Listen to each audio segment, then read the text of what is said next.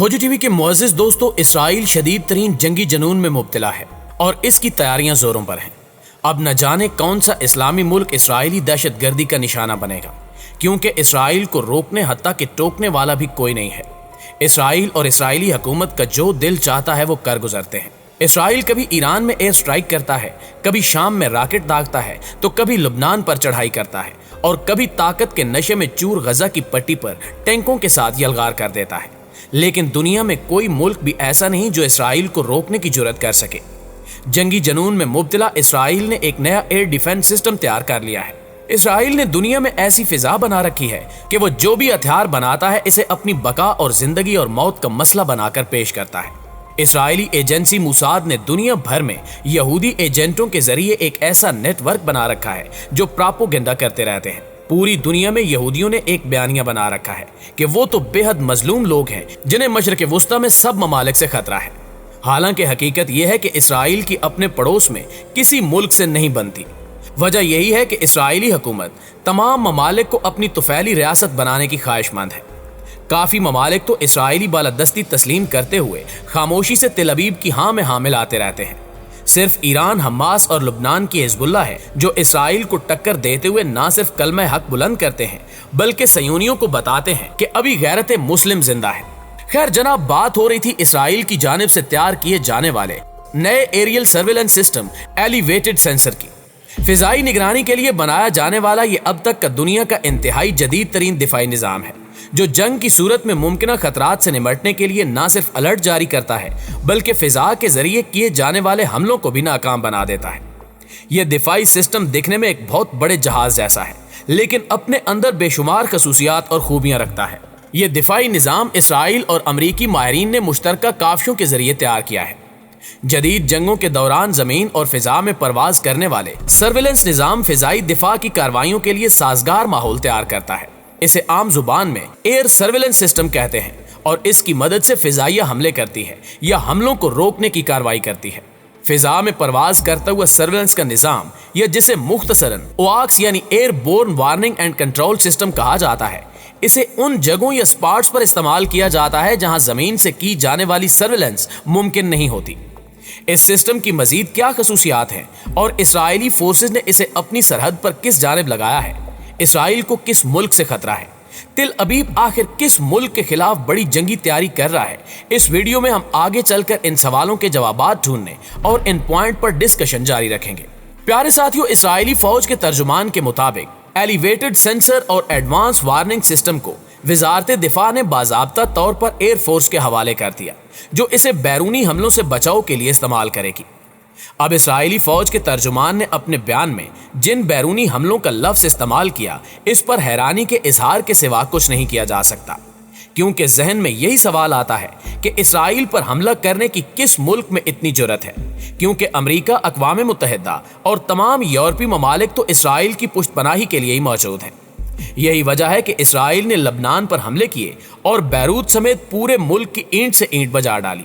America ने कुछ बोला, न अक़वाम मुत्तहिदा की जानिब से इसराइल पर पाबंदियां आयद की गईं। और तो और आए रोज जब काबिज सयूनी फौजी मजलूम फलस्तीनियों पर मजालिम ढाते हैं, इनके घरों पर यलगार करते हैं, बच्चों तक को निशाना बनाते हैं, तब भी किसी के कानों पर जूं तक नहीं रेंगती। ये सिस्टम इसराइली सरकारी एरोस्पेस इंडस्ट्री एल्टा और अमरीकी कंपनी टी-कॉम ने मिलकर तैयार किया है। इस दिफाई निज़ाम की सबसे अहम तरीन चीज ये है कि यह ना सिर्फ फिजाई हमलों को रोकता है बल्कि इन्हें फिजा में ही तबाह करने की सलाहियत भी रखता है। मिसाल के तौर पर अगर हमास की जानिब से कोई रॉकेट इसराइल पर दागा जाता है तो आयरन डोम से पहले यह सिस्टम हरकत में आएगा और उस रॉकेट को फिजा में ही तबाह कर देगा, जबकि इसके जवाब में यह दिफाई निज़ाम भी मिसाइल या रॉकेट दागने की सलाहियत रखता है। आयरन डोम दरअसल इसराइल के दिफा के लिए बनाई गई लेयर में से एक लेयर है। आयरन डोम मिसाइल शिकन निज़ाम है जो इसराइल में अरबों डॉलर लगाकर नस्ब किए गए हैं।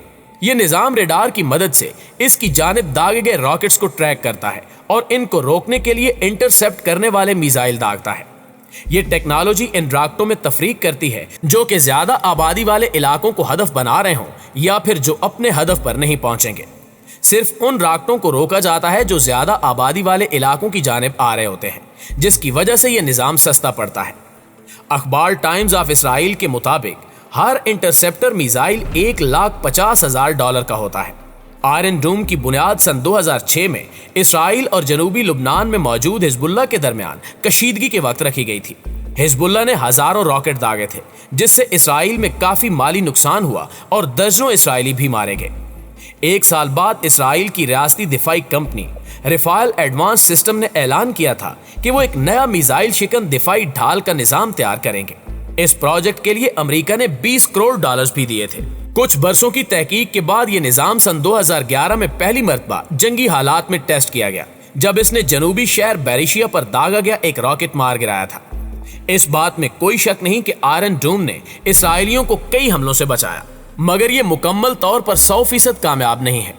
یہی وجہ ہے کہ اسرائیل نے اپنے دفاع کے لیے 4 پرتی یا 4 لیئر ڈیفنس سسٹم بنایا ہوا ہے، جن میں سے ایک آئرن ڈوم ہے اور چوتھا یہ ایلیویٹڈ سینسر سرویلنس سسٹم تیار کر لیا ہے۔ ایک طرف اسرائیل زور و شور سے نہ صرف اپنا دفاع مضبوط تر بنا رہا ہے، وہیں دوسری جانب صہیونی افواج تیسری عالمی جنگ کی تیاریاں کر رہی ہیں، لیکن بدقسمتی سے پوری امت مسلمہ خواب غفلت میں ہے۔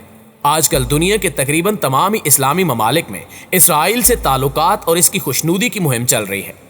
اس سلسلے میں اسرائیلی رہنما، وزراء اور تجارتی وفود پہلے ہی مختلف ممالک کا دورہ کر چکے ہیں۔ متحدہ عرب امارات اور اسرائیل کے درمیان براہ راست پروازیں شروع ہو چکی ہیں۔ اسی برس تاریخ میں پہلی بار اسرائیلی صدر نے UAE کا دورہ کیا۔ ایک طرف مسلم حکمران اسرائیل کے ساتھ دوستی کی پینگیں بڑھا رہے ہیں، تو دوسری جانب صہیونی حکمران گریٹر اسرائیل بنانے کا خواب دیکھ رہے ہیں۔ اسرائیلی پارلیمنٹ کی پیشانی پر تحریر عبارت کے مطابق اسرائیل کی سرحدیں بیت المقدس سے مدینہ منورہ تک ہوں گی۔ یہی وجہ ہے کہ اسرائیلی صدر نے اس سال کے آغاز میں ہی ایک ویڈیو میں سعودی عرب پر اپنا تسلط یا قبضہ جمانے کی بات کی تھی۔ یہ ویڈیو سوشل میڈیا پر بہت زیادہ وائرل ہوئی تھی۔ اسرائیلی عزائم تو پرانے ہیں، لیکن گریٹر اسرائیل کے ناپاک منصوبے پر عمل درآمد کے لیے انٹرنیشنل اسٹیبلشمنٹ اسلامی ممالک میں ایک ایک کر کے مذہب بیزار لوگوں کو حکمران بنا رہی ہے، تاکہ اپنے منصوبے کو عملی جامہ پہنا سکے۔ مسلم حکمرانوں کو معاش، معیشت اور ترقی کے نام پر روشن خیالی اور لبرلزم کا جھنجھنا دے دیا گیا ہے۔ سب سے بڑی مثال ہمارے سامنے سعودی عرب کی ہے، جہاں ولی عہد محمد بن سلمان نے جدیدیت اور روشن خیالی کے نام پر جو بےہودگی شروع کر رکھی ہے، وہ سب سن کر اور دیکھ کر نہ صرف دل خون کے آنسو روتا ہے، بلکہ وہ مسلمانوں کے مستقبل کا آئینہ دار بھی ہے کہ آنے والے دنوں میں مسلمانوں کو کیا کچھ برداشت کرنا پڑے گا۔ اسرائیل اور یہودیوں کا تو یہ حال ہے کہ انہیں نبی اکرم صلی اللہ علیہ وآلہ وسلم کی اس پیشگوئی پر بھی پورا یقین ہے کہ پتھر بھی ان کا پتہ بتائے گا، لیکن صرف ایک درخت ان کو تحفظ دے گا۔ تو اسرائیلی حکام پورے ملک میں وہ درخت کاشت کر رہے ہیں، تاکہ دجال کی آمد کے بعد ہونے والے معرکے میں اس وقت وہ درخت انہیں تحفظ دے۔ لیکن مسلمان اس سے بھی ناواقف ہیں کہ دنیا گلوبل ولیج کیوں بن رہی ہے، ڈالر کو کون کنٹرول کرتا ہے، عالمی معیشت کو اٹھاتا گراتا کون ہے، حکمرانوں کی تبدیلی کون کروا رہا ہے۔ اکا دکا ملکوں میں اسرائیل کے ساتھ اسلامی ملکوں کے تعلقات پر احتجاج ہوا، لیکن وہ بھی اس زوردار طریقے سے نہیں ہوا جیسا کہ ہونا چاہیے تھا۔ امت مسلمہ کی رہنمائی کا فریضہ انجام دینے والی جماعتوں اور گروہوں کو اب امت کی اس آخری مارکے سے آگاہ کرنا چاہیے اور اس کی تیاری کرنی چاہیے، ورنہ جس طرح سے عرب ممالک اور اسرائیل کے درمیان نام نہاد تاریخی معاہدے ہو رہے ہیں، تو پھر ایسے حالات پر انا للہ ہی پڑھا جا سکتا ہے۔